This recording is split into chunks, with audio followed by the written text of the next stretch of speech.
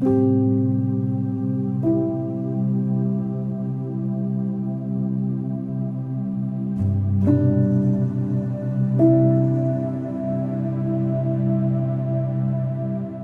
love books. I love all kinds of things. I sort of dwell in the past.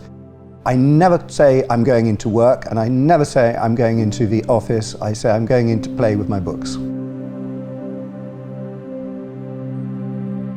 I am Edward Bayntun-Coward, and we are a bookshop on the front and a bindery at the back. 100 years ago, every town in the country would have a bookbinder's.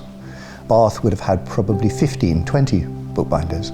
And now we really are the only bookbindery of our type left in this country, probably in the world. There's some wonderful pictures of Queen Mary coming here during the war, so sort of 1943, 1944, and there were about 50 people working in the bindery. Nowadays, I think we have 7 people in the bindery, and the process has never changed. It takes as long today as it did 130 years ago.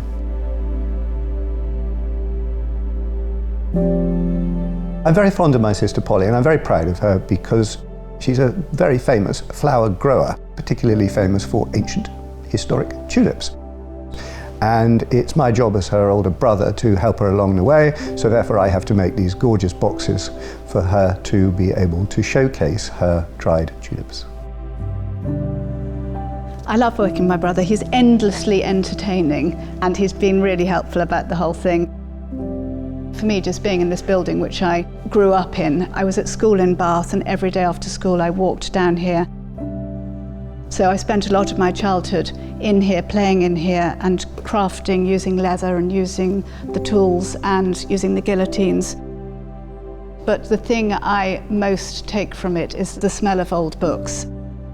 It's an extraordinary, it's like a sort of musty tobacco, and yet it's only warm and welcoming.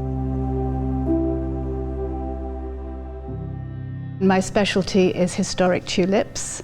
I have the National Collection of Historic Tulips with Plant Heritage, which is a fantastic conservation body which encourages rare breed collections like mine and helps me along the way.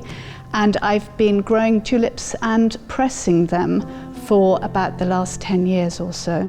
And I wanted to keep a record of the pressed tulips in the style of an old-fashioned herbarium. And I wanted a box to put them in, to keep them safe, to keep them out of the light, and to preserve them for future generations. So the obvious place to come was to my family business. I gather tulips every season. My flowering period's about 12 weeks long, and during that period I go out at the end of the day and I select tulips which I think will press well. It's a difficult process pressing tulips because they're really fleshy and filled with sap, so it's very different to, say, pressing a primrose, which you can just squash. When it's fresh and new, it's actually red and white, and it's really striking. It's most similar to the Semper Augustus tulip, which was the most famous and valuable tulip ever grown. And this one dates, my particular one here, Silver Standard, dates from 1740. And I find it presses really well because it's not too large. You'll see the way I've done it here. This is actually quite an artistic interpretation.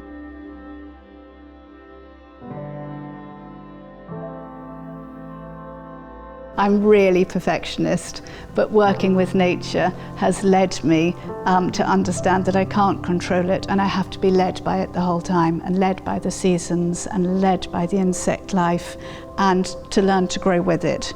But the pressing the flowers is a nice way of me gaining control back again. I can put them exactly where I want them.